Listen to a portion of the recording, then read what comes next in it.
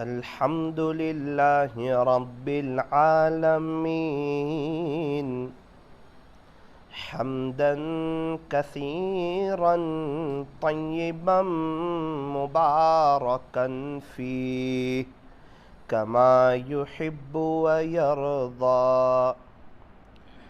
أشهد أن لا إله إلا الله وحده لا شريك له في الخلق والأمر، وأشهد أن سيدنا وسندنا وحبيبنا وشفيعنا وخليلنا ومولانا محمدًا عبده ورسوله المبعوث إلى الأسود والأحمر المنعوت بشرح الصدر ورفع الذكر، صلى الله عليه وعلى آله وأصحابه الذين هم خلاصة العرب العرباء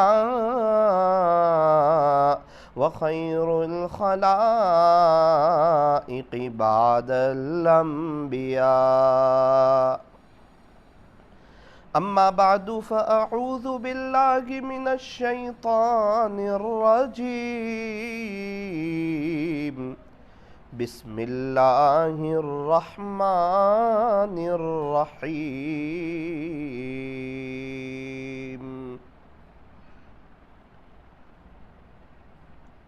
وهو يتولى الصالحين. صدق اللہ مولانا العظیم. وقال النبی صلی اللہ علیہ وسلم لا تحقرن من المعروف شیئا، رواہ مسلم. وقال علیہ الصلاة والسلام الدعاء سلاح المؤمن. وقال علیہ الصلاة والسلام الدین یسر. وصدق رسوله النبي الكريم، ونحن على ذلك لمن الشاهدين والشاكرين، والحمد لله رب العالمين. جو کرتا ہے تو چھپ کے اہل جہاں سے، کوئی دیکھتا ہے تجھے آسمان سے. مٹ جائے گناہوں کا تصور اس جہاں سے، اگر یہ یقین ہو جائے کہ خدا دیکھ رہا ہے. اگر یہ یقین ہو جائے کہ خدا دیکھ رہا ہے، کر لے توبہ ابھی بھی وقت ہے. پھر یہ نہ کہنا کہ حساب بہت سخت ہے. محبت سے درود شریف پڑھ لیجئے.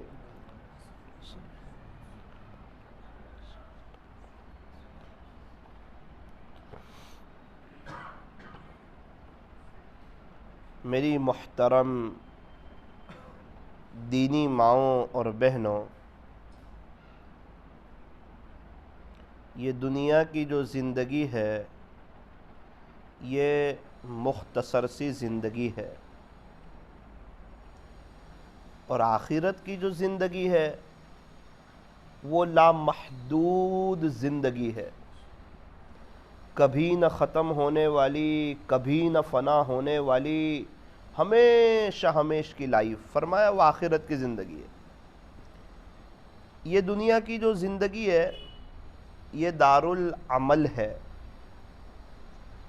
اور آخرت جو ہے وہ دار الجزا ہے۔ دنیا عمل کی جگہ اور آخرت بدلے کی جگہ، دنیا ایگزام کی جگہ اور آخرت ریزلٹ کے ملنے کی جگہ۔ اور زندگی کتنی ہے؟ فرمایا بہت مختصر، اس میں سے بھی ایک بڑا حصہ تو ختم ہو گیا۔ کسی کو 25 سال ہو گئے، کسی کے 30 سال ہو گئے، کسی کے 40 سال ہو گئے، کسی کے 50 سال ہو گئے۔ آگے کتنا باقی ہے؟ فرمایا وہ تو کچھ معلوم نہیں۔ ڈیٹ آف برتھ تو معلوم ہے، ڈیٹ کا وقت کسی کو معلوم نہیں۔ مجھے کوئی پوچھے مولانا صاحب آپ کی پیدائش، تو میں بتاؤں گا 91 میں۔ آپ میں سے کسی کو پوچھے، کوئی کہے گا 85، 80، 95۔ اچھا، کوئی مجھے کہے مولانا صاحب ڈیٹ کا وقت، آپ کا انتقال کب ہوگا، وہ تو مجھے معلوم نہیں ہے۔ یہ معلوم ہے کہ ہوگا ضرور۔ آج زمین کے اوپر ہوں، عنقریب زمین کے نیچے ہوں گا۔ یہ دنیا میں صحابہ بھی مسافر تھے، آئے چلے گئے، تابعین بھی مسافر تھے، آئے چلے گئے، تبع تابعین بھی مسافر تھے، آئے چلے گئے، ہمارے پردادا بھی مسافر تھے، آئے چلے گئے، ہمارے نانا بھی مسافر تھے، آئے چلے گئے، میں اور آپ بھی مسافر ہے، ہمارے بچے بھی مسافر ہے، ہماری فیملی بھی مسافر ہے، بیجاپور میں رہنے والا ہر کوئی مسافر ہے۔ آج زمین کے اوپر ہے، انشاءاللہ عنقریب زمین کے نیچے ہوں گے۔ اور موت بڑی قیمتی چیز ہے، موت بڑی خوبصورت چیز ہے۔ اگر موت نہ آئے تو انسان حیران ہو جائے، پریشان ہو جائے۔ ایک شخص 150 سال کا ہو جائے، بیماریاں اس کو گھیر لے، بستر پر جکڑ جائے، ہر چیز کا محتاج ہو جائے، اور اس کے پر پوتے اس کی خدمت کرنے کے لیے تیار نہ ہو، تو انسان کیسا تڑپے گا؟ تو جب جس کا وقت آتا ہے اللہ تعالیٰ اس کو اٹھا لیتے ہیں۔ یوں فرمایا موت تو مومن کا تحفہ ہے، تحفۃ المؤمن الموت۔ فرمایا موت تو مومن کے لیے تحفہ ہے۔ تحفہ یہ نا اللہ سے ملاقات ہوگی، اس سے بڑا تحفہ کیا ہوگا؟ اب پیارے نبی کی زیارت ہوگی، اوہو اس سے بڑا تحفہ کیا ہوگا؟ صحابہ کا دیدار ہوگا، اس سے بڑا تحفہ کیا ہوگا؟ اگر نیک عمل کیے ہیں اور اپنے اللہ کو اور اپنے خالق کو اور اپنے مالک کو اور اپنے پالنہار کو راضی کیا ہے تو جنت اس کا ٹھکانہ ہوگا۔ ہمارے نبی علیہ السلام بھی جنت میں ہوں گے، اور جنت تو بڑی خوبصورت جگہ ہے، اللہ کا مہمان خانہ ہے جنت۔ انسان کا مہمان کھانا اس کی حیثیت کے مطابق ہوا کرتا ہے۔ مالدار شخص ہے، اس کا مہمان کھانا اور اچھا ہوگا۔ ایم ایل اے صاحب ہے، اس کا مہمان کھانا اور اچھا ہوگا۔ پردھان ہے، اس کا مہمان کھانا اور اچھا ہوگا۔ وزیر اعظم ہے، اس کا مہمان کھانا اور اچھا ہوگا۔ کسی علاقے کا بادشاہ ہے، اس کا مہمان کھانا اس اعتبار سے ہوگا۔ تو جنت تو اللہ کا مہمان کھانا ہے، تو جنت کتنی خوبصورت ہوگی۔ دنیا میں جو بھی چیز ہے نا، اس کی خوبصورتی بڑھتی نہیں ہے، اس کی خوبصورتی بڑھتی نہیں ہے۔ جیسے کشمیر خوبصورت جگہ ہے، پہلی مرتبہ ہم نے جا کے دیکھا تو بڑا خوبصورت ہے، دوسری مرتبہ جا کے دیکھا تو بھی خوبصورت ہے، خوبصورتی وہی ہے، بڑھتی نہیں ہے، جو ہے وہ ہے، تیسری مرتبہ دیکھا تو ہاں وہی خوبصورت ہے، ڈال لیک تو ڈال لیک ہے، بولے فلاں گارڈن تو فلاں گارڈن ہے۔ جنت میں ایسا نہیں ہوگا، جنت کی نعمتوں سے، جنت کی چیزوں سے انسان کا دل دھرائے گا نہیں، بھرے گا نہیں۔ اس کی وجہ یہ ہے کہ جنت کی خوبصورتی بار بار بڑھتی رہتی ہے، بڑھتی رہتی ہے، بڑھتی رہتی ہے، جنت کی خوبصورتی میں اضافہ ہوتا رہتا ہے۔ اور مہمان خانہ کس کا ہے؟ تو کہا اللہ کا مہمان خانہ ہے۔ ایک وقت ایسا ہوگا کہ انسان کا جنت میں دھیان نہیں لگے گا، جنت کو بھول جائے گا وہ۔ جنت میں رہ کر جنت کو بھولنا یہ کوئی آسان چیز نہیں ہے، لیکن ایک موقع ایسا بھی آئے گا انسان جنت کو بھولے گا۔ وہ موقع کون سا ہوگا؟ جب پیارے اللہ کا دیدار ہوگا۔ اللہ مجھے اور آپ کو نصیب فرمائے، بار بار نصیب فرمائے۔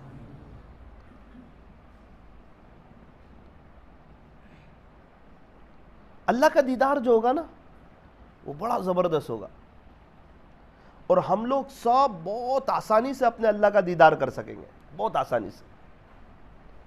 ایک ساتھ 10 کروڑ لوگ ہو اور اللہ تعالیٰ اپنا دیدار کرائے تو ہر ایک بہت آسانی سے کر سکے گا۔ مثال کے طور پر پورے کرناٹک کے لوگ جمع ہو جائے چاند دیکھنے کے لیے تو سب کو کتنا آسانی سے دکھے گا؟ کہ تکلیف ہوگی؟ زیادہ مجمع ہے، زیادہ کراؤڈ ہے، اب چاند دیکھنے میں تکلیف ہو رہی ہے۔ فرمایا نا نا نا نا، چاند دیکھنے میں کوئی تکلیف نہیں ہوتی، پوری دنیا جمع ہو جائے، دنیا سے جتنے لوگ چلے گئے وہ سب لوگ جمع ہو جائے، چاند دیکھنے میں کوئی تکلیف نہیں ہونے والی، چاند دیکھنے میں کوئی دقت نہیں ہونے والی۔ تو جس طرح چاند کی زیارت سارے لوگ جمع ہو کے، اکٹھا ہو کے بعافیت بآسانی کر سکتے ہیں، میری دینی ماؤں بہنوں بالکل اسی طرح ہم اپنے اللہ کی زیارت ایک دم آسانی سے کریں گے۔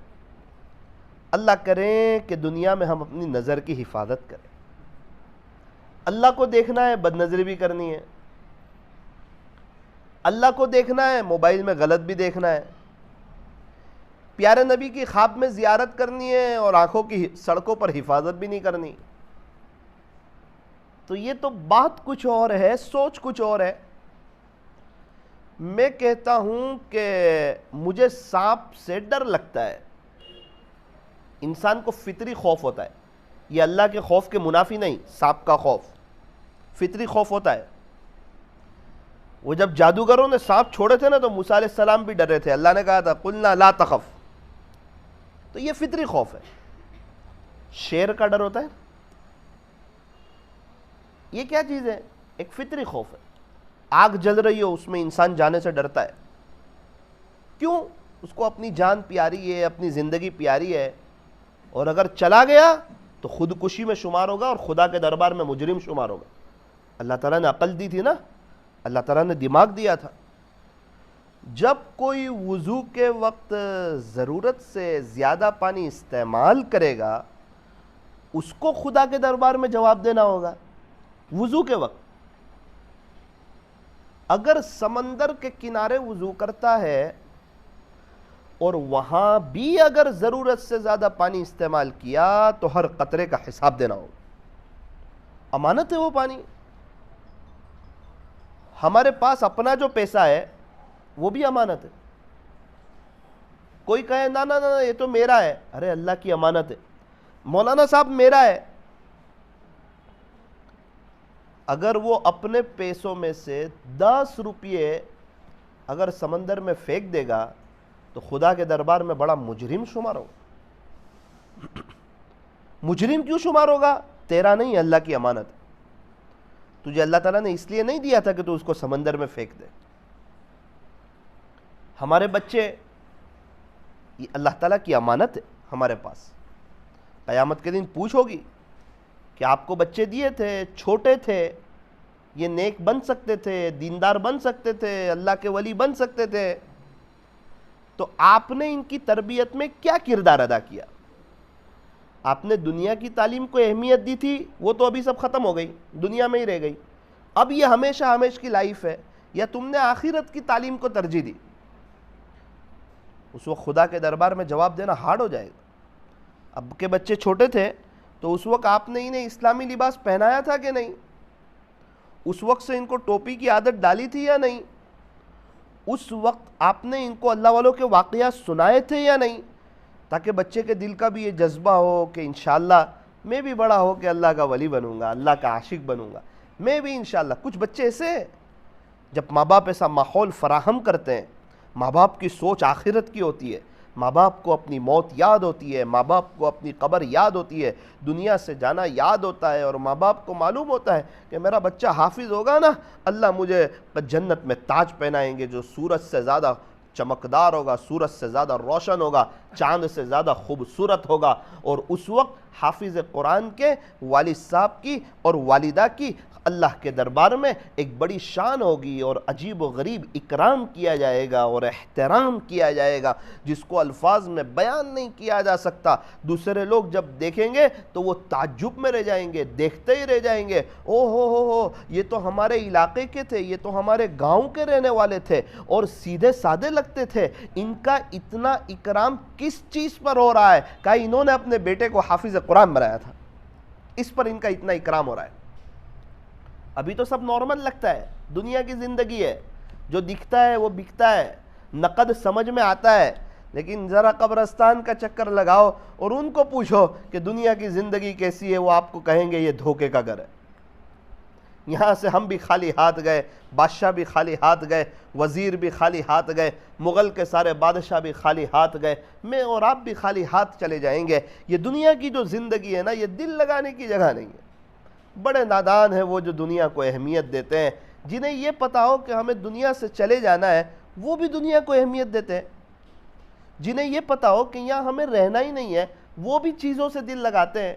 جن کو یہ پتا ہو کہ ہمارے کفن میں جیب نہیں ہوگا اور ہماری قبر میں الماری نہیں ہوگی، وہ لوگ بھی پیسوں سے محبت کریں، وہ لوگ بھی پراپرٹی سے محبت کریں. جنہیں یہ پتا ہو کہ ہماری جو پراپرٹی ہے اس پر تو کسی اور کے نام کے دستاویز ہونے والے ہیں اور ہمارے نام کے تو مرن داخلے بننے والے ہیں. ہمارے تو انتقال ہوتے ہی بچے جائیں گے اور کہیں گے کہ بھائی ہمارے ابا کا انتقال ہو گیا، ہمارے نام کر دو. وہ کہیں گے مرن سرٹیفکیٹ لے آؤ، تو میرے اور آپ کے نام کا تو زبردست مرحوم لگا کے سرٹیفکیٹ بننے والا ہے. میں اور آپ تو چلے جانے والے ہیں. یہ چیزیں ہمارے ساتھ نہیں آئے گی، یہ پیسہ ہمارے ساتھ نہیں آئے گا، یہ بنگلہ ہمارے ساتھ نہیں آئے گا، یہ گھر ہمارے ساتھ نہیں آئے گا، یہ ہماری فیملی ہمارے ساتھ نہیں آئے گی، یہ ہمارے بچے ہمارے ساتھ نہیں آئیں گے. اکیلے سفر کرنا ہے. میری بائک ہو، میں بائک چلا رہا ہوں اور میں سمجھوں کوئی اور چلائے، ارے بھائی آپ اکیلے سفر کر رہے ہیں، کوئی اور کیسے ہینڈلنگ کرے گا؟ وہ ہینڈلنگ آپ کو کرنی ہے. ہماری بستی میں یہ نیک ہے، یہ دیندار ہے، ارے وہ تو وہ نیک ہے لیکن وہ آپ کی قبر میں تھوڑی نہ آنے والے. آپ کی قبر میں تو آپ کو جانا ہے، اللہ کو جواب تو آپ کو دینا ہے. ہم ایک انکم ٹیکس والے کو حساب نہیں دے سکتے، اپنے اللہ کو کیسے حساب دے سکیں گے؟ اللہ تبارک و تعالی ہمیں صحیح سمجھ عطا فرمائے. میں کہتا ہوں کہ مجھے سانپ کا خوف ہے اور میں سانپ کے اوپر ہاتھ پھیر رہا ہوں کہ ماشاءاللہ اس کی چمڑی کتنی ملائم ہے اور کیسا خوبصورت لگتا ہے. تو وہ کیا کرے گا؟ سانپ مجھے ڈسے گا. تو یہ کیا ہوا؟ تو کا نقصان ہوا. لیکن کوئی ہاتھ پھیرتا ہے سانپ کے اوپر؟ نہیں پھیرتا. اس سے پتا چلا جو سانپ سے ڈرتا ہے وہ سانپ کے قریب نہیں جاتا. جو شیر سے ڈرتا ہے وہ شیر کے قریب نہیں جاتا. جو آگ سے ڈرتا ہے وہ آگ کے اندر نہیں جاتا. اور جو اللہ سے ڈرتا ہے پھر وہ بندہ گناہوں کے قریب نہیں جاتا. کہے اللہ سے ڈرتا ہوں اور جھوٹ بولے، بھئی یہ کون سا ڈر ہے؟ اللہ سے ڈرتا ہوں اور غیبت کرے، بھئی یہ کون سا ڈر ہے؟ یہ تو کوئی ڈر ہی نہ ہوا، یہ تو بات کچھ اور ہے. مجھے اللہ کو دیکھنا ہے اور آنکھوں کا غلط استعمال کریں. یوں فرمایا جو شخص بد نظری سے بچتا ہے اللہ تعالیٰ اسے ایمان کی حلاوت نصیب فرماتے ہیں۔ اللہ کرے کہ ہم نظر کی حفاظت کریں۔ بڑا اونچا مقام ہوگا خدا کے دربار میں اس کا جو اپنی نظر کی حفاظت کرے۔ کتنی خطرناک چیز ہے، کتنے لوگ ایسے ہیں وہ نظر کی حفاظت نہیں کرتے، نقصان یہ ہوتا ہے کہ اللہ تعالیٰ ایمان ہی لے لیتے، ایسے بھی لوگ ہیں۔ اتنا سنگین گناہ ہے خدا کے دربار میں، ہم اس کو بڑا نارمل سمجھتے ہیں۔ اللہ تعالیٰ نے مردوں کو حکم دیا نماز قائم کرو، عورتیں بھی آ گئی، سچ بولو، عورتیں بھی آ گئی، زکوٰۃ ادا کرو، مستورات بھی آ گئی، الگ سے نہیں، اے مردو تم لوگ زکوٰۃ ادا کرو، اے مستورات تم لوگ زکوٰۃ ادا کرو۔ ایک بات بتائی سارے داخل ہے، نظر کی جب باری آئی نا اللہ تعالیٰ نے دونوں کو الگ الگ بیان فرمایا۔ اللہ کا قرآن کہتا ہے قُلْ لِلْمُؤْمِنِينَ، پیارے نبی جی ایمان والے مردوں سے کہہ دیجئے یغضوا من ابصارہم، اپنی نظریں نیچی رکھیں، ویحفظوا فروجہم، اور اپنی شرمگاہوں کی حفاظت کریں۔ قرآن میں اتنا صاف اللہ تعالیٰ فرما رہے ہیں، یہ اللہ کا ارشاد ہے۔ قرآن کریم یہ اللہ کی کتاب ہے، سچی کتاب ہے۔ ذالک الکتاب لا ریب فیہ، یہ ایسی سچی کتاب ہے جس میں شک کی کوئی گنجائش ہی نہیں۔ فرمایا قرآن کریم ایک دم سچی کتاب ہے، اللہ کی باتیں ایک دم سچی، اللہ کے وعدے ایک دم سچے، وعد اللہ حقا ومن اصدق من اللہ قیلا، اور اللہ کی باتیں بدلتی نہیں۔ اللہ کا قرآن کہتا ہے لا تبدیل لکلمات اللہ، اللہ کی باتیں تو بدلتی نہیں، اور اللہ تعالی ہمیں دیکھتے ہیں، ہمیں جانتے ہیں۔ فرمایا واللہ خبیر بما تعملون، اے لوگو تم جو بھی عمل کرتے ہو اللہ تعالیٰ پوری طرح باخبر ہے۔ اے لوگو تم جو بھی عمل کرتے ہو نا اللہ تعالیٰ پوری طرح باخبر ہے، اللہ تعالیٰ کو سب معلوم ہے۔ اللہ تعالیٰ قرآن کریم میں، آپ مجھے دیکھیں، اللہ تعالیٰ قرآن کریم میں ارشاد فرماتے ہیں یعلم خائنۃ الاعین، اللہ تعالیٰ تو آنکھوں کی چوری کو بھی جانتے ہیں۔ اللہ اکبر، صاف ارشاد قرآن۔ تم کیا دیکھتے ہو وہ نہیں، تم جو آنکھوں سے ترچھی نگاہوں سے دیکھتے ہو نا وہ بھی تیرا اللہ جانتا ہے۔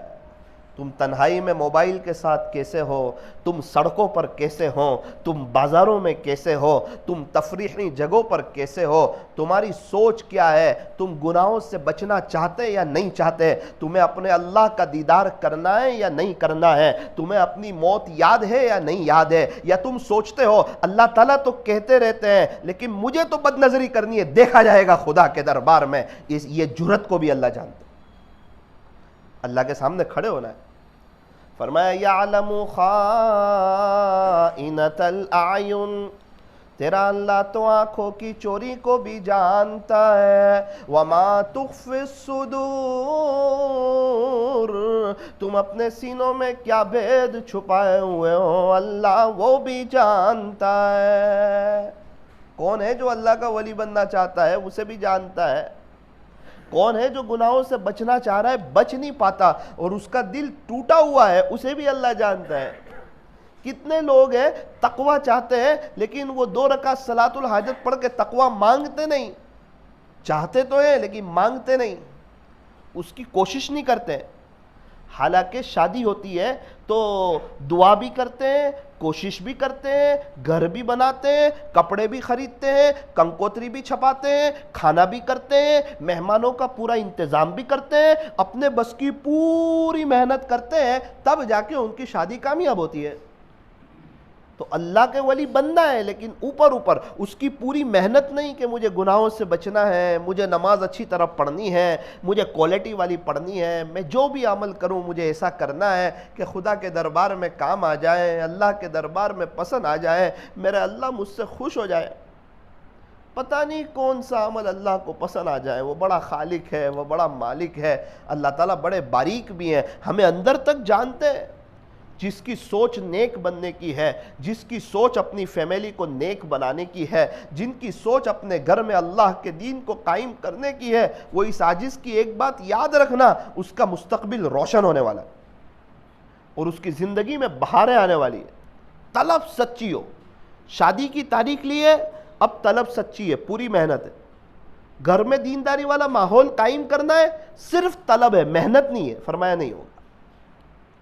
شادی کی تاریخ میں صرف طلب نہیں، پوری محنت، پیسہ جمع کرو، شادی ہونی ہے، نام خراب ہو جائے گا، بدنامی آ جائے گی، کیا سے کیا سوچ لیتے، قرضہ لے لیتے، اتنا خرچہ کر دیتے۔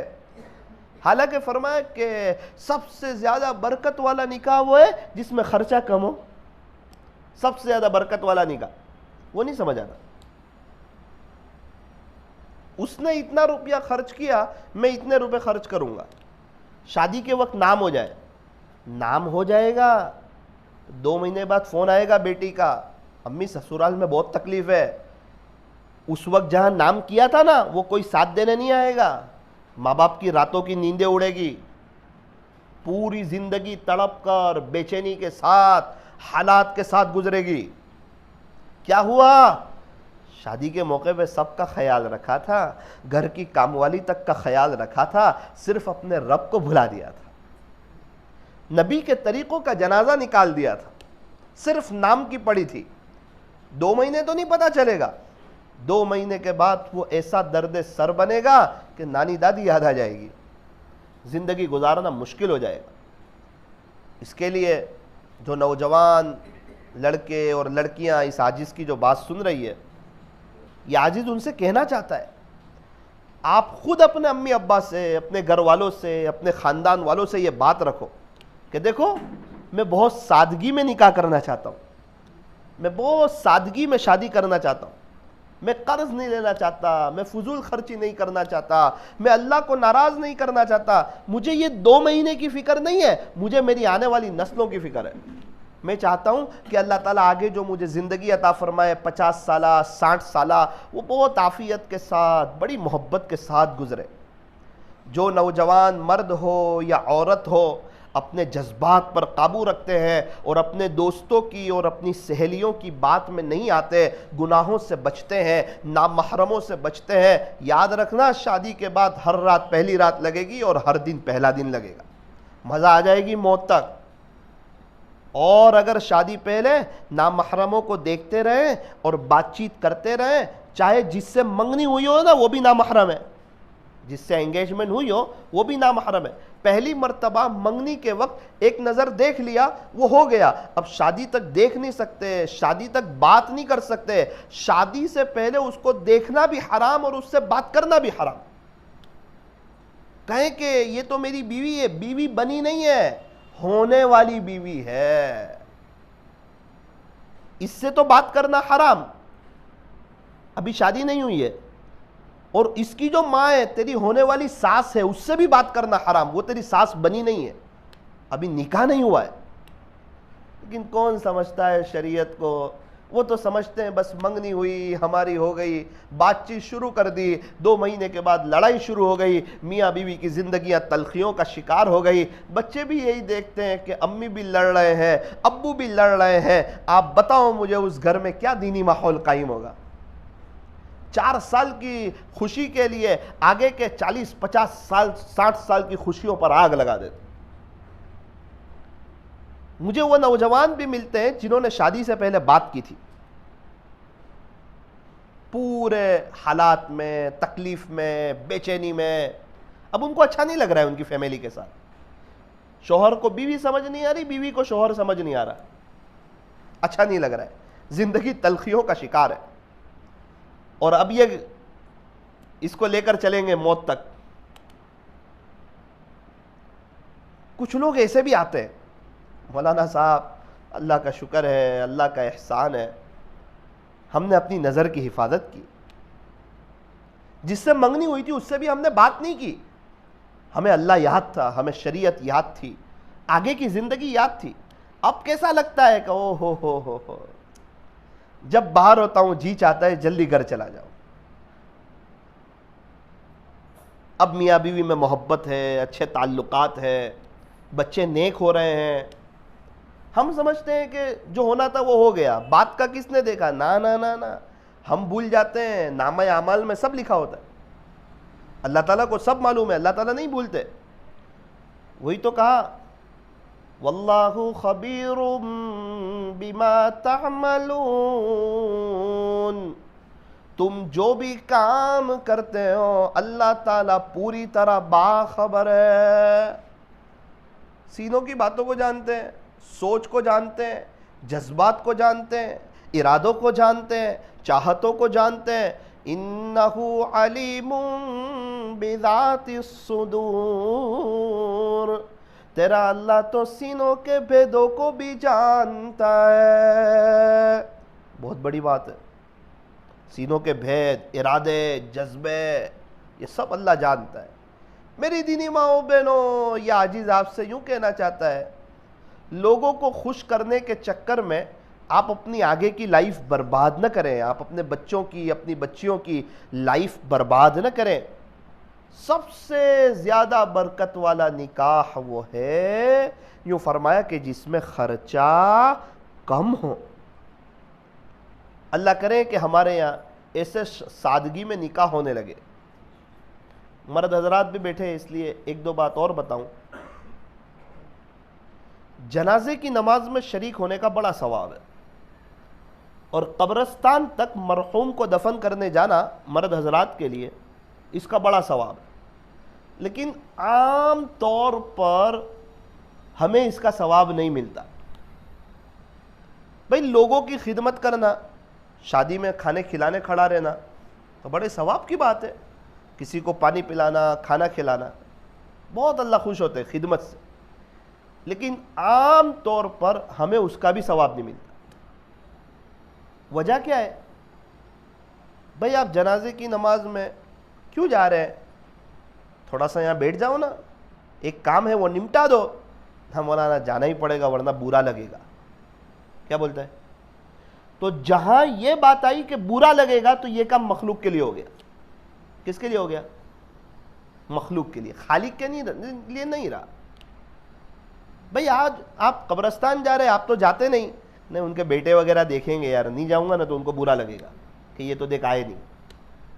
تو جو کام مخلوق کے لیے ہو اس پر ثواب تو نہیں ملے گا، بلکہ وہ کام اس کے لیے وبال ہوگا، وبال، بہت نقصان دہ ہوگا۔ تو مولانا صاحب کیا کریں؟ نہ جائیں جنازے میں ہم؟ نہ، مرد حضرات ہے، جانا ہے، چاہے آپ کے رشتہ دار ہے، لیکن سوچ یہ ہو کہ ایک اللہ کا بندہ ہے، ہمارا مسلمان بھائی ہے، ایمان والا ہے، ہمارا قریبی رشتہ دار ہے، تو میں اللہ کو راضی کرنے کے لیے جنازے کی نماز میں جا رہا ہوں، چاہے کوئی مجھے دیکھے نہ دیکھے۔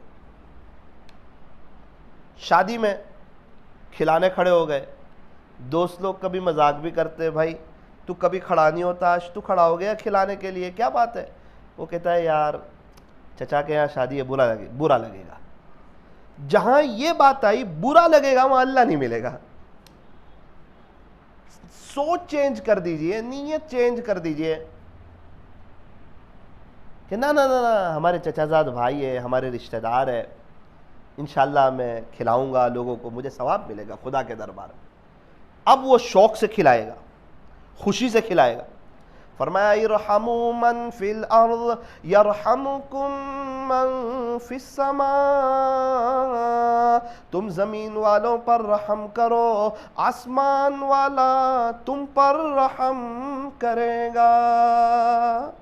خدمت بڑی اونچی چیز ہے، معمولی چیز نہیں۔ آپ دیکھیں ایک فاحشہ عورت ہے، بازاری عورت ہے، کنویں کے قریب سے گزر رہی ہے، دیکھا ایک کتا ہے، پیاسا ہے، ہر ممکن کوشش کی، کنویں سے پانی کو نکالا اور کتے کو پلایا. کتے کی جو خوشی کی آواز نکلتی ہے اس نے وہ آواز ماری, ڈھاڑنے لگا, خوش ہو گیا. اس کی یہ ادا اللہ کو اتنی پسند آئی کہ اللہ نے اس کے زنا جیسے گناہ کو معاف کر دیا. خدمت کس کی؟ انسان کی, رشتہ دار کی, مرد کی, بچوں کی. تو کہا نا نا نا, تو کس کی خدمت کی؟ ایک کتے کی خدمت کی, جس کو ہم اپنے گھر میں رکھ نہیں سکتے, بلا وجہ کے پال نہیں سکتے. کتے کی تصویر ہو تو اس گھر میں رحمت کے فرشتے نہیں آتے. اس کتے کی خدمت کی. کس نے خدمت کی؟ نیک عورت نے. تو کہا نہیں, گنہگار عورت. خوش ہو گئے اللہ تعالیٰ. کچھ بھی ہے کتا, لیکن میری مخلوق تو ہے, یاد رکھنا, میری مخلوق معاف کر. تو جو اپنے بچوں کی خدمت کریں, اپنے شوہر کی کریں, اپنے رشتہ داروں کی کریں, اپنے ساس سسر کی کریں, میری دینی ماؤں بہنوں آپ اندازہ لگاؤ خدا کے دربار میں کتنا اونچا مقام ہوگا. لیکن مستورہ گھر میں کام کرنا, گھر کا کام کرنا عین عبادت ہے. بہت بڑا ثواب ہے ایک ایک کام کرنے پر. ایک گھر میں جھاڑو لگاتی ہے, اللہ تعالیٰ اس کو کتنا اجر عطا فرماتے ہیں, لیکن اس کو عبادت نہیں سمجھتی, اس لیے بوجھ نظر رکھتا ہے, بوجھ معلوم ہوتا ہے. آپ پڑھے گھر کے کام کاج کے فضائل تو عقل حیران رہ جاتی ہے. او ہو, مستورات کو گھر کے کام کاج پر اتنے سب اجر مل رہے. اللہ تعالیٰ ہمیں صحیح سمجھ عطا فرمائے. اور اس کے مقابلے میں کتے کی خدمت کی ہے, اللہ خوش ہو گئے. بخاری شریف میں ہے جس کا خلاصہ کہ بنی اسرائیل میں ایک عورت تھی, بہت نیک تھی, شب زندہ دار تھی, رات کو جاگنے والی, اللہ کی محبت میں بہت زیادہ نیک, نمازی, اللہ کی عبادت کرنے والی. اس کے گھر میں ایک بلی آتی تھی جو اس کے گھر کا دودھ پی جاتی تھی. اسے بڑا غصہ آتا. ایک مرتبہ بلی آئی تو اس نے کیا کیا, اس کو بند کر دیا, پکڑ لیا, قید کر دیا. وہ بیچاری بھوکی پیاسی مر گئی. پیارے نبی فرماتے جس کا خلاصہ, اس کی ساری عبادتوں کے باوجود اللہ نے اس کے لیے جہنم کا فیصلہ کر دیا. اس نے کیا اپنے شوہر کو ستایا ہے؟ اس نے اپنی بھابھی کو ستایا ہے, اپنی دیرانی کو ستایا ہے, اپنی جیٹھانی کو تکلیف پہنچائی ہے, اپنی ساس کو پریشان کیا ہے, یا ساس نے بہو کو پریشان کیا ہے, یا اپنی پڑوسن کو تکلیف پہنچائی ہے؟ نہیں, ایسا کچھ نہیں ہوا ہے. بلی کو پہنچائی ہے. تو پیارے نبی فرماتے جس کا خلاصہ کہ ساری عبادت کے باوجود اللہ نے اس کے لیے جہنم کا فیصلہ کر. تو جو اپنے بھائی کی بیوی کو ستائے گی, اپنی دیرانی کو جیٹھانی کو ستائے گی, اپنی پڑوسن عورتوں کو ستائے گی, بہت نارمل لے لیتے ہیں. کسی کو آج تو انسان خوش ہوتے ہوئے دیکھنا نہیں چاہتا. ذرا کوئی خوش ہو تو اس کو گرانے کی کوشش کرتے ہیں. آپ کے بیجاپور کا ماحول تو ماشاءاللہ بڑا اچھا ہے, آپ لوگ نیک لوگ ہو, ورنہ کتنی جگہ جادو اثرات, بس وہ پریشان ہو جائے. ارے پریشان ہونے والا تو کبھی نہ کبھی خوش ہو جائے گا, لیکن یاد رکھنا پریشان کرنے والا کبھی خوش نہیں ہوگا. پریشان ہونے والے کی تو موت اچھی آئے گی, لیکن پریشان کرنے والوں کا خاتمہ اچھا نہیں ہوگا. دنیا پریشان کرنے والے کی بھی گزر جائے گی, پریشان ہونے والے کی بھی, لیکن انجام پریشان ہونے والے کا بہتر ہوگا, پریشان کرنے والے کا انجام بڑا خطرناک ہوگا. خدا کے دربار میں بڑی زبردست پکڑ ہے کسی کو تکلیف پہنچانا. آپ دیکھیں, اللہ اکبر, ایک بلی کو تکلیف پہنچائی, اللہ کا جلال دیکھیں, اللہ کا غصہ دیکھیں, اللہ کی ناراضگی دیکھیں. اللہ تعالیٰ نے اس کے لیے جہنم کا فیصلہ کر دیا. اس لیے میرے عزیزو, میری دینی ماؤں بہنوں, زندگی میں اس بات کو طے کرو کہ انشاءاللہ میں ایسی زندگی گزاروں گی کہ میری طرف سے کسی کو تکلیف نہ ہو. اچھی زندگی گزار کے دنیا سے چلے جاؤ, اللہ کو راضی کر کے دنیا سے چلے جاؤ, اللہ کو راضی کر کے دنیا سے چلے جاؤ. ہمارے یہاں نوساری میں ہیلپ گروپ چلتا ہے. غریبوں کی، یتیموں کی، بیواؤں کی، مسکینوں کی، پریشان حالوں کی مدد وغیرہ کی جاتی ہے۔ ایک گھر میں ہم تحقیق کرنے کے لیے گئے، ہمارے اس میں روزانہ رات میں ایسے غریب جو لاچار ہیں، مجبور ہیں، کھانا نہیں بنا سکتے، ان کو فوڈ پیکٹ دیتے ہیں، کسی کو راشن دیتے ہیں، کسی کو فوڈ پیکٹ دیتے ہیں، کھانا پہنچاتے ہیں۔ ایک گھر میں تحقیق کرنے کے لیے گئے تو میرا بھی جانا ہوا، تو میں نے دیکھا کہ دو میاں بیوی ہیں، ان کی بیوی بیڈ پر ہے اور گھر میں لائٹ نہیں چل رہی ہے، چھوٹا سا ایک بلب ہے، مغرب کے بعد کا وقت ہے، باہر اندھیرا ہے۔ ان کے گھر میں ایک قبر میں رات کے وقت جتنا اجالا کیا جاتا ہے، روشنی کی جاتی ہے مرحوم کو دفن کرنے کے لیے، میت کو، اتنی روشنی چل رہی ہے۔ بیوی کچھ کر سکتی نہیں ہے، مجبور ہے، بڑی عمر ہے، تکلیف ہے پیر میں۔ میں نے ان سے پوچھا کہ آپ کے بچے؟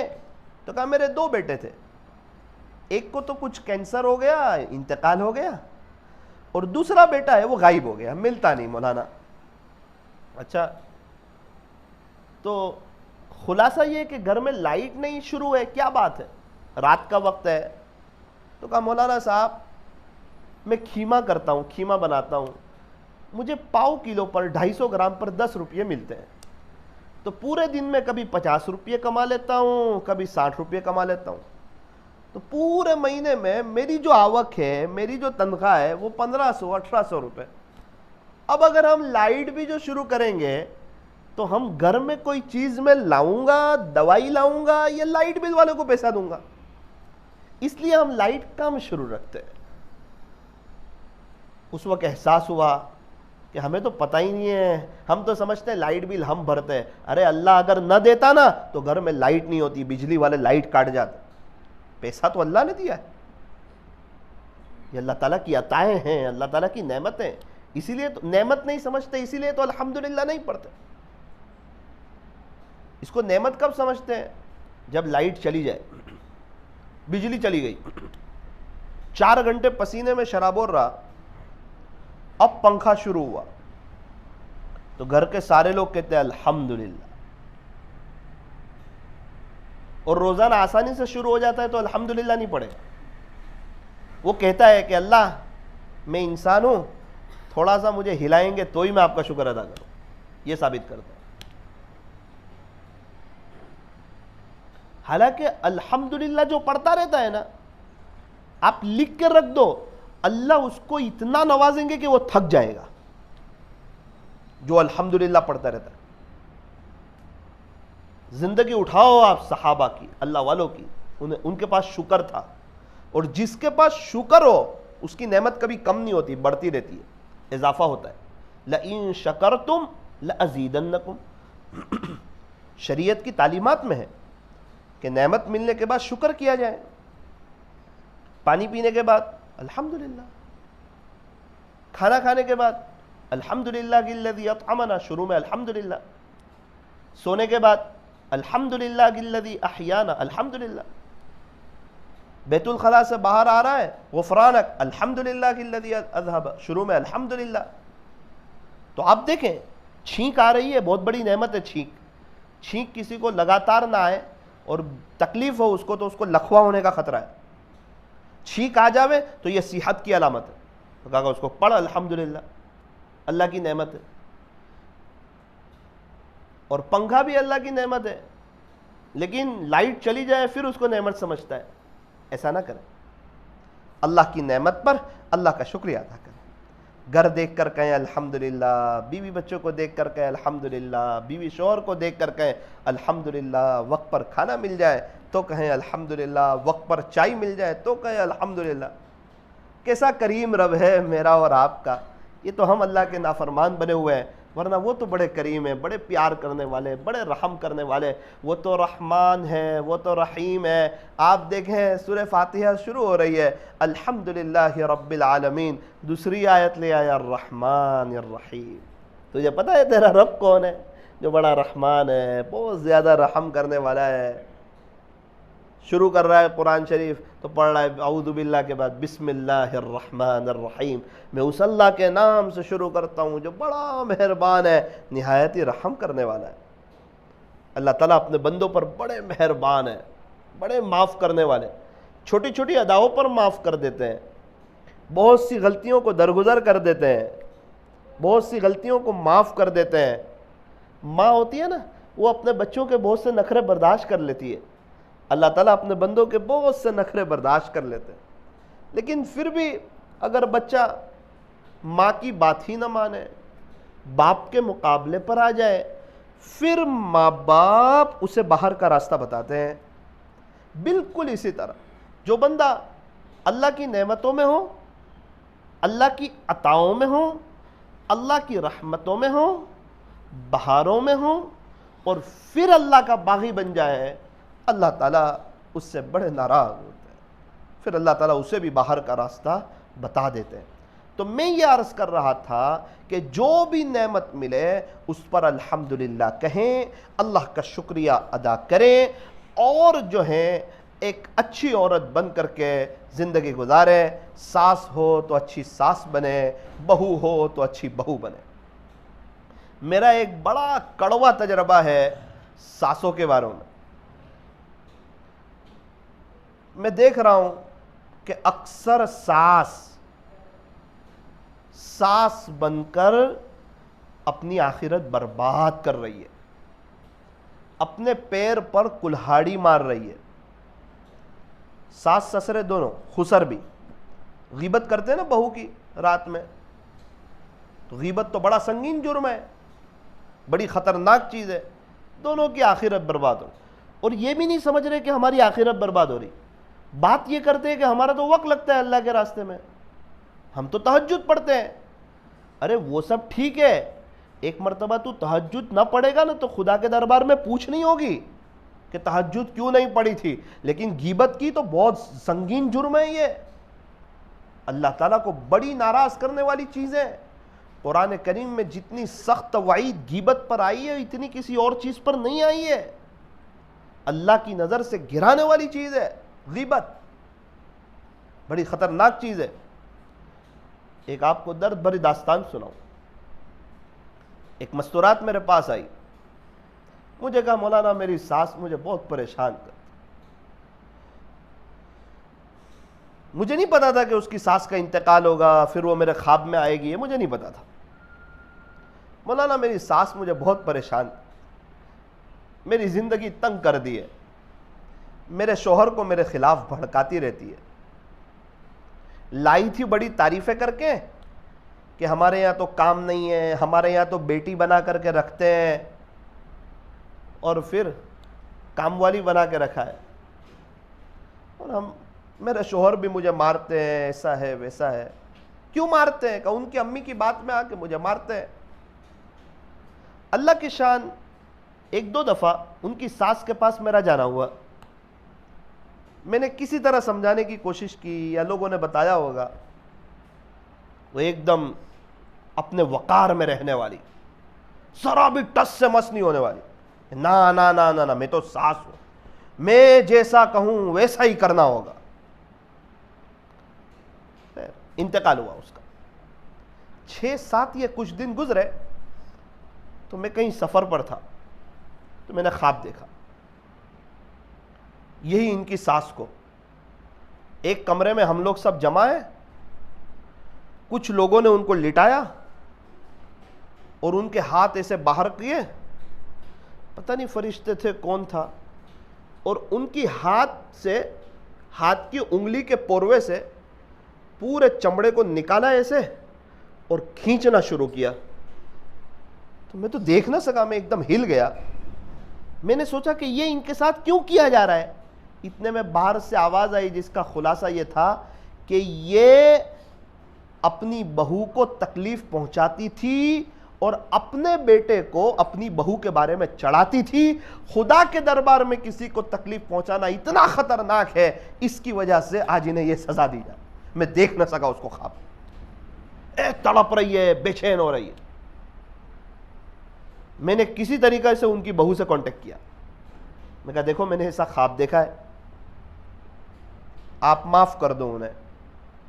تو کہا کہ مولانا وہ کئی دفعہ میرے خواب میں آئی, مجھے کہتی ہے مجھے معاف کر دے, میں نے تجھے دنیا میں ستایا تھا تو میں نے اسے معاف کر دیا, لیکن میری اور جو دیرانی وغیرہ ہے وہ منع کرتی ہے کہ ہم معاف نہیں کریں. انہیں کیسے سمجھا؟ وہ منع کرتی ہے کہ تو نے ہم کو دنیا میں نے اس کو کہا کہ تو معاف کر دے, تو وہ کہتی ہے نہ تو نے دنیا میں ہمیں ستایا تھا نا, تو بھی اس کا مزہ چکھ. ہم تو سمجھتے ہیں جیسے مرنا ہی نہیں ہے, موت تو آنے والی نہیں ہے, اور مر گئے تو راحت مل گئی. ارے ایسا نہیں ہے, حقیقی زندگی تبھی شروع ہونے والی ہے. اب یہ تو گزر جائے گی دنیا کی زندگی, مالداری میں, غریبی میں, خوشی میں, غمی میں. تو میں ان ساسوں کو کہنا چاہتا ہوں, میں آپ کو اللہ کا واسطہ دیتا ہوں, آپ نیک بن کے آخرت برباد کرتے ہو, اچھے نمازی بن کے آخرت برباد کرتے ہو. کیا وہ عورت نیک نہیں تھی جس نے بلی کو بند کر دیا تھا؟ اس کی نیکی کے باوجود, اس کی راتوں کی عبادت کے باوجود اللہ نے اس کے لیے جہنم کا فیصلہ کر دیا. بخاری شریف میں بات آئی ہے.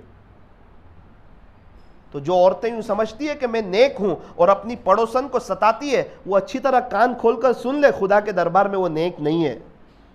جو اپنی بہو کو ستاتی ہے وہ یاد رکھے وہ نیک نہیں ہے. تھوڑا سا صبر کر لو, سہ لو. یار آپ کی 50-60 سالہ زندگی ہو گئی, اب موت میں اب وقت قریب ہے دنیا سے جانے کا. تھوڑا سا آپ کو وہ ستا رہی ہے تو برداشت کر لو, آپ نہ ستاؤ, آخرت برباد نہ کرو, سگی بیٹی کی طرح رکھو. اور میں بہو کو بھی کہنا چاہتا ہوں, تو ساس کو سگی ماں کی طرح رکھ. کل کو تو بھی بہو, تیری بھی بہو آنے والی ہے. اگر جو تو نے تیری ساس کے ساتھ برا سلوک کیا, تو لکھ کر رکھ دے تیری بہو تیرے ساتھ برا سلوک کرے گی. کما تدین تدان, جیسا کرو گے ویسا بھرو گے. بہت سی عورتیں اپنے شوہر کو اس کے ماں باپ کے خلاف بھڑکاتی ہیں, غیبتیں کرتی ہیں, اور شوہر کو ماں باپ سے بہت دور کر دیتی ہیں. وہ اس بات کے لیے تیار رہے کہ ان کی بہو ان کے بیٹے کو تو ان سے دور کر دے گی. جب وہ تمہاری بہو آئے گی نا, تو وہ بھی تمہارے بیٹے کو تمہارے سے دور کر دے گی. کما تدین تدان, جیسا کرو گے ویسا بھرو گے. جب تک رات سونے سے پہلے 15-20 منٹ جو غیبت کا سلسلہ ہوتا ہے, بیجاپور والوں یاد رکھنا, جب تک بند نہیں کرو گے, پوری زندگی آپ جماعتوں میں لگا دو, اللہ والوں کے پاس لگا دو, حضور کے روزے کے سامنے بیٹھ کے لگا دو, درود شریف پڑھ کے گزار دو, خدا کے دربار میں نیک نہیں بنو گے جب تک غیبتوں والا سلسلہ بند نہیں کرو گے. بڑی ہمت کی ضرورت ہے, بڑی ہمت کی. ایک شخص نے مجھے بتایا کہ ہمارے گھر میں لڑائی ہو رہی تھی, مگج ماری ہو رہی تھی, میاں بیوی کی لڑائی. 2 دن پہلے اس نے اپنی بیوی سے کہا, 1-2 دن پہلے, ابھی کی بات کر رہا ہوں, کہ دیکھ یہ سب لڑائی اس لیے ہوتی ہے کہ اپنے گھر میں غیبت ہو رہی ہے. یہ غیبت کی وجہ سے وہ سامنے والے تو سدھر نہیں رہے اور ہمیں اللہ نہیں مل رہا ہے. میں ایک آدمی کی غیبت کر رہا ہوں, اس سے وہ تو ولی بنے گا نہیں اور مجھے اللہ ملے گا نہیں, خلاص ہو گئی بات.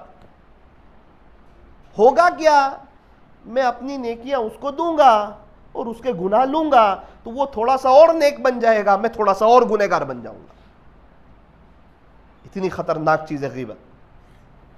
میرے عزیزو, میں سمجھ سکتا ہوں کہ ہمارے معاشرے میں تھوڑی سی ہمت کی چیز ہے. اگر یہ سمجھ آ گئی نا, تو ابھی بیٹھنا بہت وصول ہو جائے گا. آپ دعا دو گے مجھے 1 ہفتے میں ہی کہ مولانا آپ مزہ آ رہی ہے گھر میں, دوبارہ بہار آئے گی, رحمتیں آئے گی. ایک نیک گھر میں شادی ہوئی ہمارے یہاں, 4تھا دن تھا. ساس نے خسر سے کہا, اپنے شوہر سے کہا, یار آج بہو نے ایسا کیا. خسر نے روک دیا, شوہر نے روک دیا. تو کہتی ہے کہ اپنے گھر میں دینداری والا ماحول ہے. بولے ہاں وہ تو ہے ہی نا, تعلیم ہوتی ہے, اللہ کے راستے میں وقت لگتا ہے, ہم یہ کرتے ہیں وہ کرتے ہیں. تو کہا نیک لوگ غیبت نہیں کرتے. یہ ہماری بیٹی ہے, آج کے بعد سے اس کا کوئی برائی کا تذکرہ میرے سامنے کبھی بھی مت کرنا. کوئی اچھائی بیان کرنی ہو تو کرنا, برا ہی مت کرنا. گھر سے لڑائی جھگڑے کا سلسلہ ہی بنو گیا. اس کو کہتے ہیں نیک گرانا.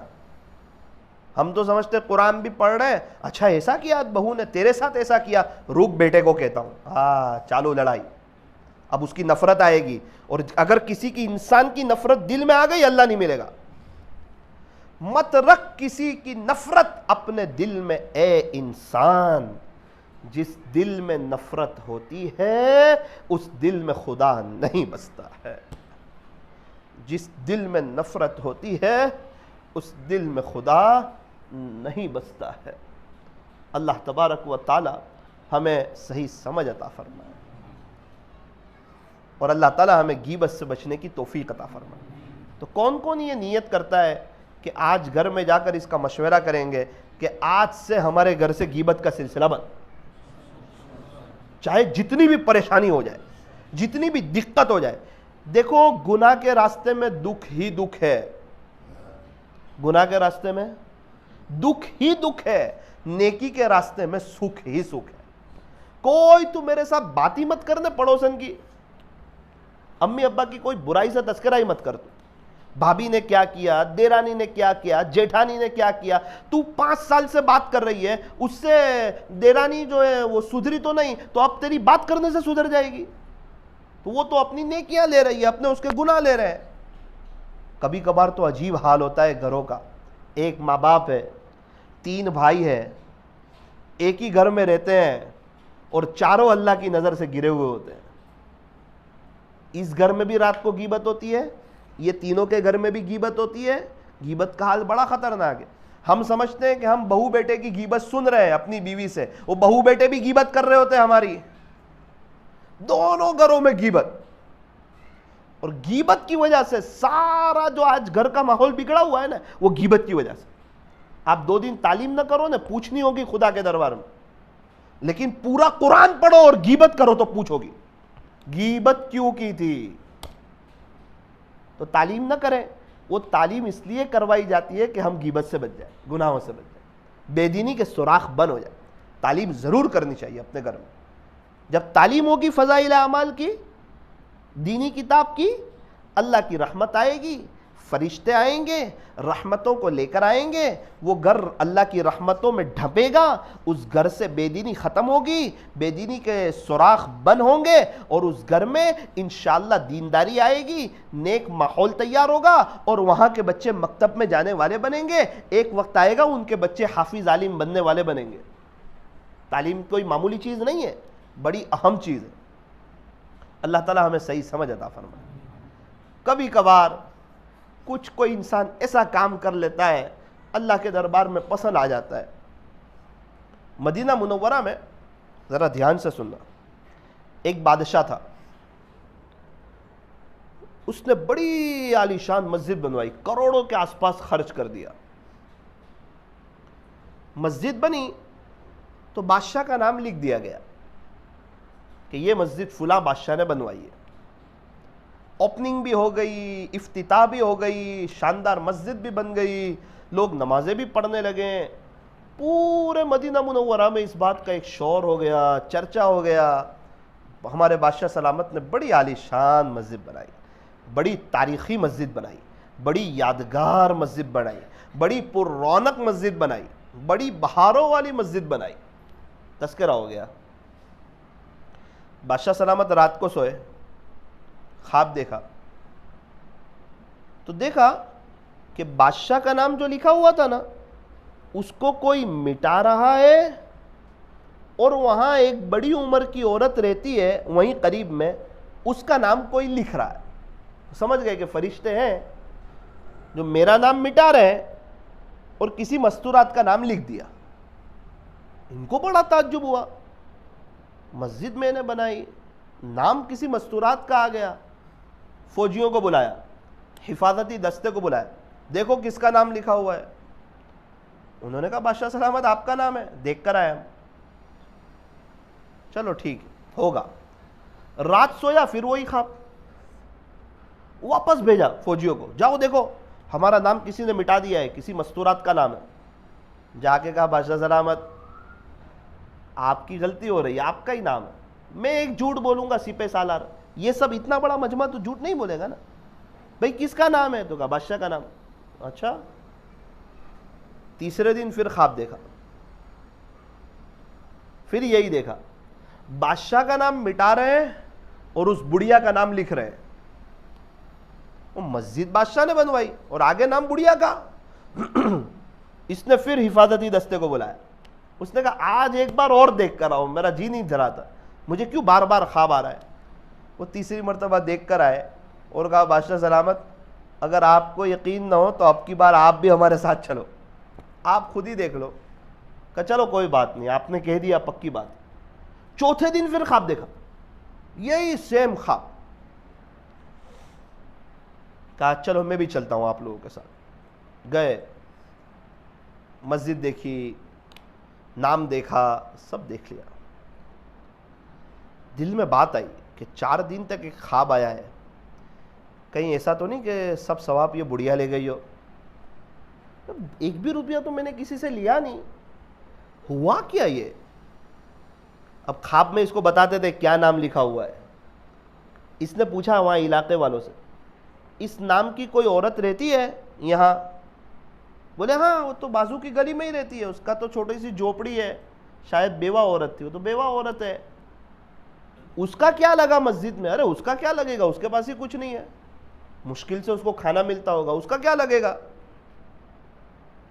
تو گئے اس بڑھیا کے پاس، سلام کیا اور کہا کہ بڑی اماں آپ کو معلوم ہے کہ علاقے میں کوئی مسجد بنی ہے؟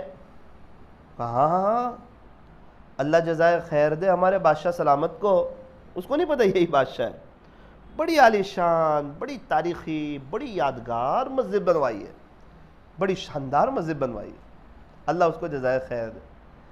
اماں جی اس میں آپ کا کیا حصہ لگا ہے؟ اب میرا کیا حصہ، میں غریب عورت ہوں، میرے پاس کچھ نہیں، میرے پلے کچھ نہیں، میرا کیا حصہ لگے گا؟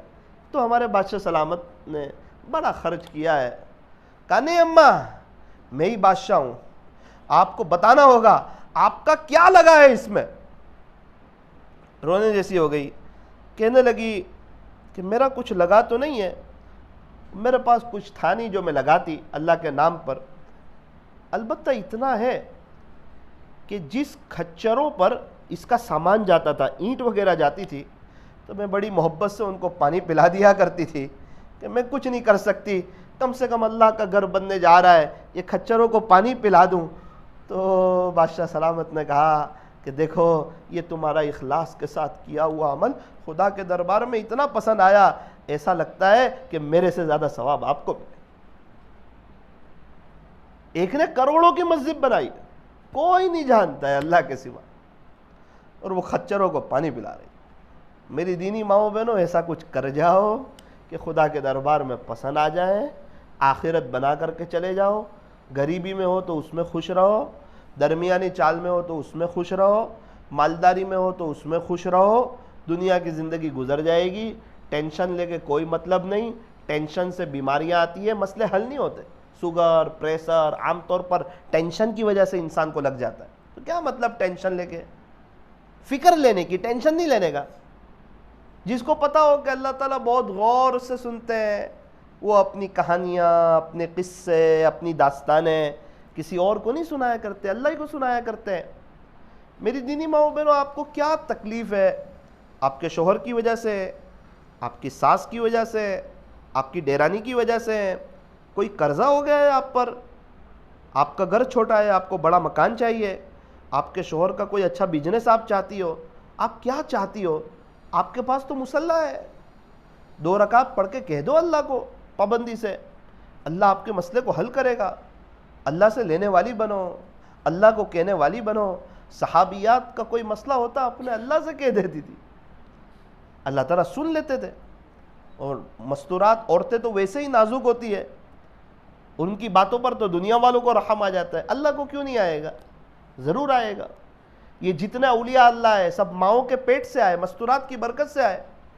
یہ جتنے نبی آئے تو سب تو ماں کے پیٹوں سے آئے۔ آپ کی برکت سے امت کو نبی ملے, آپ کی برکت سے امت کو اولیاء ملے, آپ ہی کی برکت سے تو امت کو مولانا الیاس صاحب ملے حضرت جی, یہ سب آپ ہی کے پیٹ سے تو آئے. اسی لیے فرمایا کہ مستورات کا پہلا مدرسہ اس کی گود نہیں ہے, اس کا پیٹ ہے. گود تو دوسرا مدرسہ ہے. وہ جو 9 مہینے بچہ اس کے پیٹ میں رہا اور اس وقت اس نے جو اعمال کیے, اس کا عجیب اور غریب اثر پڑتا ہے بچوں کے اوپر.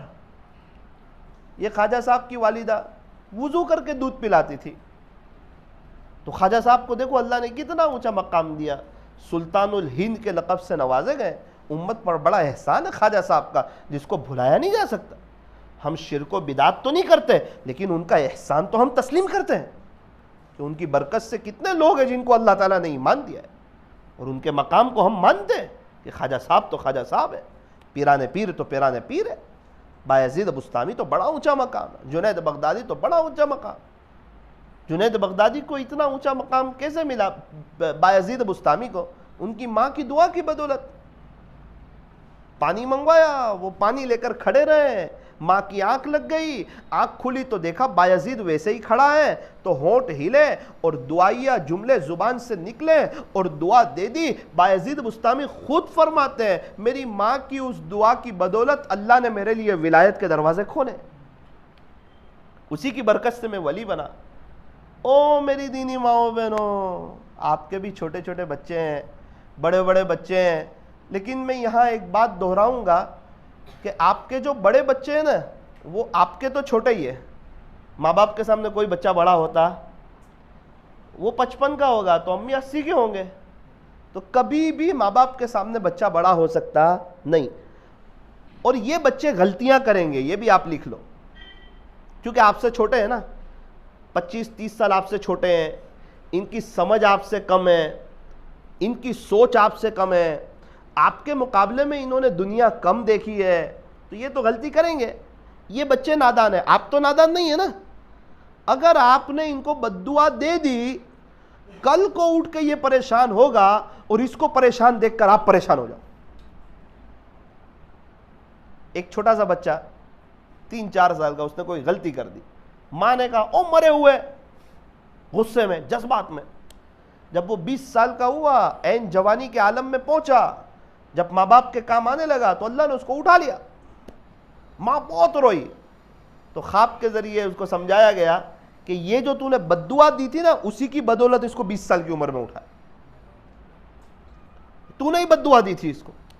ماں باپ بھول جاتے ہیں بڑی محنت سے. آج دیکھو ان کو جن کے بچے نہیں ہیں کیا روتے ہیں یار, کیسے تڑپتے ہیں. 2 جمعہ پہلے ایک شخص مجھے ملے, کہا مولانا میں نے 11 لاکھ کے قریب خرچ کیا. جہاں گیا, جن عاملوں کے پاس گیا, جن ڈاکٹروں کے پاس گیا, انہوں نے صرف میرے سے پیسے کا ہی مطالبہ کیا. ایسا لگا سب پیسے کے بھوکے تھے, ہو ہی جائے گا بچہ, یہ ہوگا وہ ہوگا, نتیجہ کوئی نہیں نکلا. تو مولانا میں بچے کے لیے بہت تڑپتا ہوں, بہت تڑپتا ہوں. میں نے کہا ہمارے یہاں بچے ہیں اور ہم مارتے ہیں, ان کو دنیا دار بناتے ہیں, ان کو شرٹ پین پہناتے ہیں, ان کو اللہ کی نظر سے گراتے ہیں اور سوچتے ہیں کہ ان کی بھی آخرت بربادی ہو جائے, دنیا سور جاوے اور مرنے کے بعد دیکھا جائے گا, یہ جانے اس کا کام جانے. عقل مند ماں باپ تو وہ ہے جو بچوں کی آخرت کا سوچے کہ میرے بچے کی قبر میں جنت کی کھڑکی کھلے, سانپ بچھو اس کے قریب نہ آئے, جنت میں اس کو جنت الفردوس ملے, اسے پیارے نبی کا پڑوس ملے, اور جب قبر میں جنت کی کھڑکی کھلے تو اس وقت یہ کہیں کہ اللہ یہ سب مجھے میرے ماں باپ کی بدولت مل رہا ہے, میرے ماں باپ جہاں کہیں ہو انہیں بھی جنت الفردوس عطا فرما. کہ ماں باپ کی سوچ, ماں باپ کا جذبہ, بچپن سے جیسا بیج ڈالو گے ویسا یہ بڑا ہو کر بنے گا.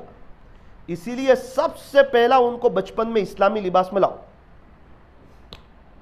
سیدھا سادہ کفنی پائجامہ, جبہ, ٹوپی, ازار ٹخنوں سے اوپر, یہ پہنے گا نا تو پوری زندگی پہنے گا, ورنہ صرف جمعہ پہنے گا,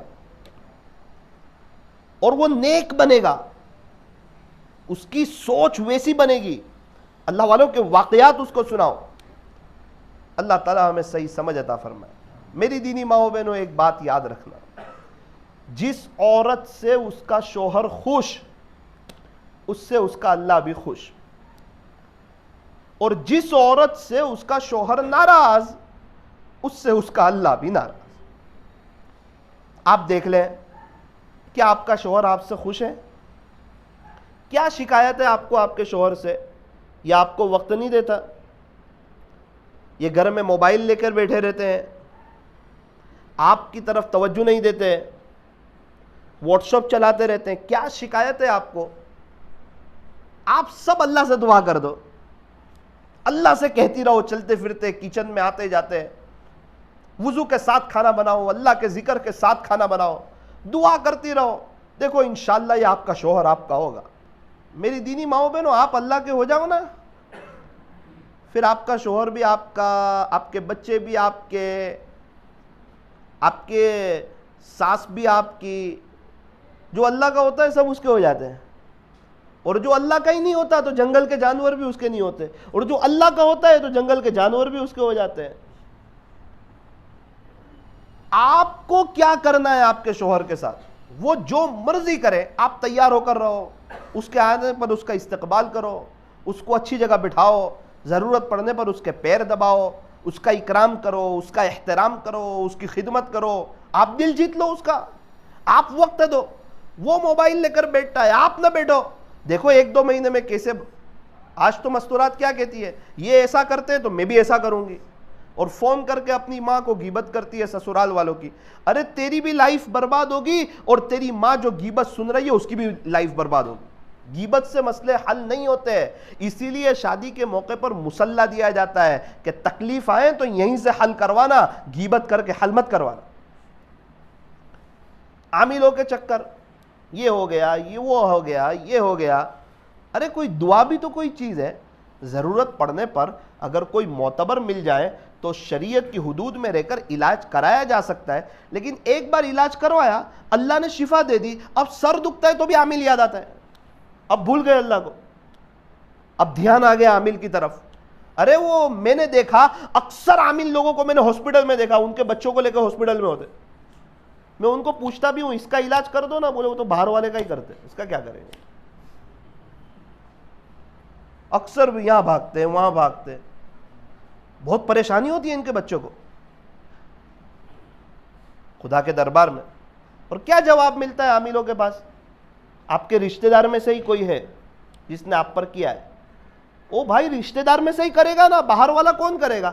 میرے اوپر انگلینڈ والا کیوں کچھ کرے گا؟ وہ تو مجھے جانتا ہی نہیں ہے، مجھے تو میرے رشتہ دار ہی جانتے، کہتا بھی ہے سب کو، دیکھو نا ہمارے رشتہ دار میں سے ہی کیا۔ ارے وہی باہر والا کیوں کرے گا؟ وہ تو تجھے جانتا ہی نہیں ہے، اس سے تو تجھے لینا دینا ہی نہیں۔ بھائی گدگ میرا جانا نہیں ہوا، گدگ ایکسپریس میں آیا اس لیے یاد آیا، گدگ میرا جانا نہیں ہوا، میں نے دیکھا نہیں گدگ، وہ مجھے جانتے نہیں، تو میرے اوپر کیوں وہ کچھ کریں گے؟ تو اس میں کون سی بڑی بات ہے؟ اس نے کر دیا، اس نے کر دیا۔ ارے بھائی اللہ سے تعلق جوڑو۔ ہمارے استاذ کہتے تھے جنات کے بھی بیوی بچے ہیں، تو اتنا خوبصورت تھا کہ تیرے پیچھے ہی لگ گیا، وہ اس کی بھی فیملی ہے، اس کو کمانا کھانا گھر کی ضروریات پورے کرنا، ویسے بھی اس کے بچے زیادہ ہوتے ہیں، بیچارہ وہ بھی مشغول ہوتا ہے، تو وہ اتنا بیچارہ فری تھا کہ تیرے پیچھے ہی لگ گیا۔ ارے اگر اثرات ہو بھی گئے تو کیا ہوگا؟ انتقال کے ساتھ ختم۔ شوگر، پریشر، ہارٹ کی تکلیف، بیماریاں انتقال کے ساتھ ختم، یہ سب یہیں رہ جانے والی ہے۔ آخرت تو آخرت کی زندگی، اس لیے فضول عاملوں کے چکر میں نہ پڑو۔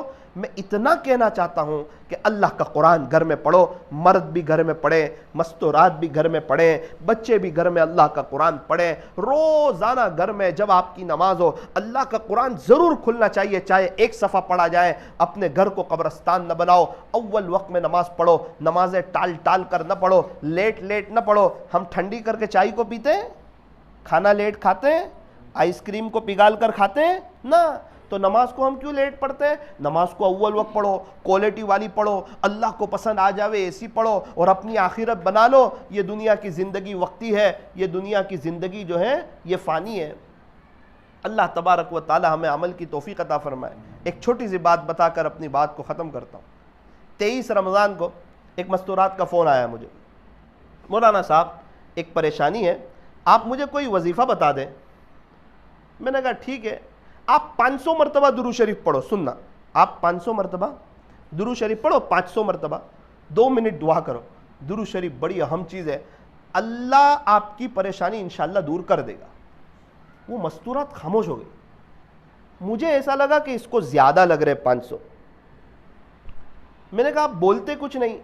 کہا مولانا ایک میرے اور اللہ کے درمیان کا راز تھا, وہ اب آپ سے شیئر کرنا پڑے گا تو ہی آگے کا بات سمجھ آئے گی. میں نے کہا کیا راز تھا, کہو. مجھے تو کچھ پتہ ہی نہیں. وہ جوان مستورات, اس نے کہا مولانا صاحب الحمدللہ ثم الحمدللہ, ایک مدت سے میں روزانہ 15,000 مرتبہ درود شریف پڑھتی ہوں. میرے کو ایسا لگا جیسے میرے پیر کے نیچے سے زمین ہٹ گئی.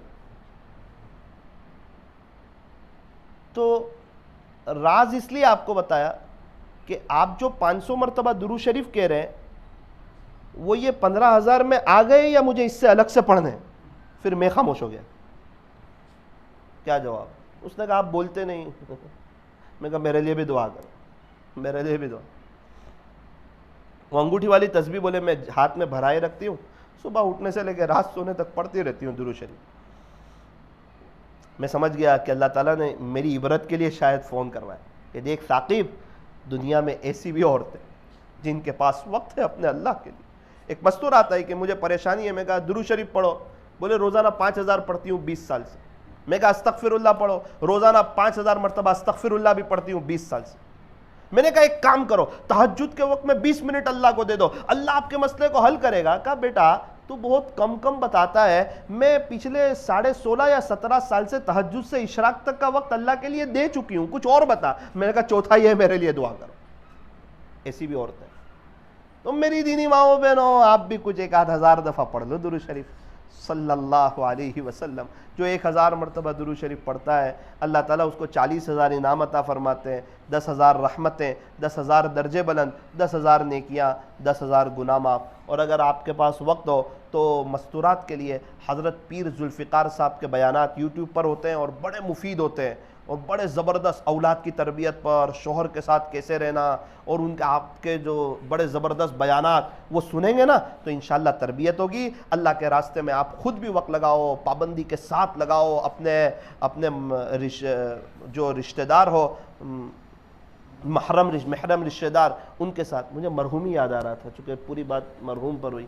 تو اللہ تعالیٰ خیر کا معاملہ فرمائے. ایک شخص دعا کرتے تھے کہ اللہ مجھے مدینہ منورہ میں موت عطا فرما. کیا دعا کرتے تھے؟ مدینہ منورہ کی موت, مدینہ منورہ کی موت, مدینہ منورہ کی موت. ایک بزرگ آمین کہتے تھے. اللہ کی شان, مدینہ منورہ گئے اور وہ بیمار ہو گئے چاچا. حضرت نے کہا ماشاءاللہ ماشاءاللہ ماشاءاللہ, قبول ہو گئی دعا, قبول ہو گئی. اس نے کہا کیا قبول ہو گئی؟ ایسا لگتا ہے اب آپ چلے جاؤ گے. کہا نا اللہ اس سال نہیں کبھی اور. چاہیے تو مدینہ منورہ میں ہی, لیکن ابھی بعد میں دینا مدینہ منورہ کی. تو زندگی ہر ایک کو پیاری ہے, لیکن جب وقت آئے تو جانا ہی ہے. میری دینی ماؤں بہنوں یہی گزارش تھی, کچھ صدقہ خیرات بھی کرتی رہو, پردے کا اہتمام کرو, گناہوں سے بچو, سادگی اختیار کرو, اور اپنے شوہر کو اللہ کے راستے میں بھیجتی رہو. آپ خود بھی جاتی رہو. اللہ تبارک و تعالی ہمارے بیٹھنے کو, جمع ہونے کو قبول فرمائے. آپ سے یہ ایک عاجزانہ گزارش ہے, آپ سے ایک درخواست ہے. آج مغرب کے بعد جامع مسجد میں اس عاجز کو بات کرنی ہے آپ کے مرکز پر, تو آپ اپنے شوہر کو, اپنے بچوں کو, آپ ان کو بھیجو. انشاءاللہ کچھ باتیں ان کو بھی بتاؤں گا کہ زندگی کیسے گزارنی چاہیے, اور اس عاجز کے لیے دعا بھی کرتے رہو. اللہ تعالی ہمارے بیٹھنے کو, جمع ہونے کو قبول فرمائے. فجر میں آئندہ کل فجر کی نماز کے بعد نواب مسجد میں ذکر کی مجلس ہوگی, وہیں بیت کی مجلس بھی ہوگی. تو جو حضرات آنا چاہے اس میں بھی شریک ہو سکتے ہیں. اور آپ حضرات سے بھی گزارش ہے اس کی دعوت بھی چلائیں, اور آپ حضرات بھی پہنچنے کی کوشش کریں. درود شریف پڑھ لیں. الحمدللہ رب العالمین, صلی اللہ علی حبیبہ محمد وآلہ وسلم. لا الہ الا انت سبحانک انا کننا من الظالمین. پیارے اللہ, رحیم مولا, کریم آقا, اللہ ہمارے گناہوں کو معاف فرما, ہماری خطاؤں سے درگزر فرما, ہماری سیئات کو حسنات سے مبدل فرما. باری تعالیٰ ہم نیک بننا چاہتے ہیں, ہمیں عافیت سے 100% نیک بنا دے. ہم متقی بننا چاہتے ہیں, عافیت سے ہمیں 100% متقی بنا دے. ہم شریعت اور سنت پہ چلنا چاہتے ہیں, اللہ شریعت اور سنت پہ چلنے کی توفیق عطا فرما. اے اللہ جو بھی ملے دیکھیں اس کے گھر میں پریشانی ہے, بے چینی ہے, حالات ہے, تکلیف ہے. اللہ جی بہت سی پریشانی تو وہ ہوتی ہے جو نہ کہہ سکتے ہیں نہ سہ سکتے ہیں. کچھ تکلیفیں ایسی ہوتی ہے انسان اندر ہی اندر کڑتا رہتا ہے، لیکن اللہ اس کی وجہ ہم خود ہے. ہمارے گھر میں غیبتیں ہو رہی ہوتی ہے، ہمارے گھر میں جھوٹ بولا جا رہا ہوتا ہے، کتنے گھروں میں غلط پیسہ ہوتا ہے. باری تعالیٰ آج یہ مجمع نے ایک بڑا ارادہ کیا ہے کہ گھر سے غیبت کا خاتمہ کریں گے اللہ، لیکن شیطان بھی ساتھ لگا ہوا ہے، نفس بھی ساتھ ہے. یہ پتہ ہے آپ کی مدد کے بغیر یہ نہیں ہو سکتا، آپ کی چاہت کے بغیر یہ نہیں ہو سکتا. اللہ آپ سے مدد چاہتے ہیں، رب آپ سے مدد چاہتے ہیں، مدد کر دے اللہ، ہمت دے دے. اے اللہ بچا لے گناہوں سے ہمارے گھروں میں. اللہ عاملوں سے ہماری جان چھڑا دے، ڈاکٹروں سے ہماری جان چھڑا دے، کورٹ سے ہماری جان چھڑا دے. ہمیں گھر میں چین، سکون، اطمینان اور امن و امان عطا فرما. میاں بیوی میں آپس میں محبتیں عطا فرما. انتقال کے بعد دونوں ایک دوسرے کی بڑی خوبیاں بیان کرتے ہیں، جب تک ساتھ ہوتے ہیں برائیاں بیان کرتے ہیں. اے اللہ ہمیں خوبیاں دیکھنے کی توفیق عطا فرما. اے اللہ آخری گزارش یہ ہے، گھروں سے غیبت کا خاتمہ فرما، گھروں سے غیبت کا خاتمہ فرما. کیا دیندار کیا بے دین، جس گھر میں دیکھو غیبت کا سلسلہ ہے، اسی وجہ سے ولایت کا نور نہیں مل رہا ہے. یہی تو وہ گناہ ہے جو ہمیں آپ کے قریب ہونے نہیں دیتا. سارے معمولات کے باوجود، سارے وقت لگانے کے باوجود اللہ بچا لے گناہوں سے. مستورات بڑی آئی ہے، دور دراز سے آئی ہے، آپ کو لینے کے لیے آئی ہے، آپ کو ڈھونڈتی ڈھونڈتی آ گئی ہے، آپ کو تلاش کرتی کرتی آ گئی ہے. اے اللہ ہر ایک کی بگڑی بنا دے، ہر ایک کے بچوں کے نصیب بہتر فرما دے، ہر ایک کو وسیع مکان عطا فرما دے، ان کی پریشانیوں کو دور فرما دے، انہیں بھی درود شریف استغفار کی توفیق عطا فرما دے. اے اللہ ہمارے بیٹھنے کو، جمع ہونے کو قبول فرما. جو مانگا وہ بھی عطا فرما، جو مانگنے سے رہ گیا وہ بھی عطا فرما. اللہ آج کے دن یہ عاجز اور ہم لوگ بیجاپور میں ہے، آج کے دن کو انقلابی دن بنا دے. سب کو رجوع اللہ مل جائے، انابت اللہ مل جائے، اور یہ نیک لوگوں کی برکت سے اس سیاہکار کو بھی کچھ آپ کا تعلق نصیب ہو جائے. اللہ ایسے فیصلے فرما دے. صلی اللہ تعالی علی خیر خلقہ محمد وآلہ واصحابہ اجمعین برحمتک یا ارحم